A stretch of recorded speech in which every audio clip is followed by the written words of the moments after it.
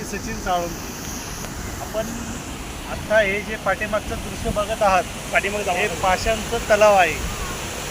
हे तलाव दर वर्षाप्रमाणे पूर्ण भरून जातं. तर ह्या तलावाला जास्त पर्यटक येण्यास पावसाळ्यात येत असतात. त्याचप्रमाणे इथलं जे वातावरण जे आहे हे खूप छान आहे. इथले दृश्य पाहून मन एकदम प्रसन्न वाटतं. इथं लोक येऊन बोटिंग, फिशिंग हे सर्व करतात आणि हे पुण्यामध्ये आपल्या शांततेचं एक स्थान आहे. आणि पलीकडेच आपल्या ज्या डोंगर दरी दिसते त्याचं पूर्ण दृश्य इथनं खूप उत्कृष्ट पद्धतीने दिसतंय.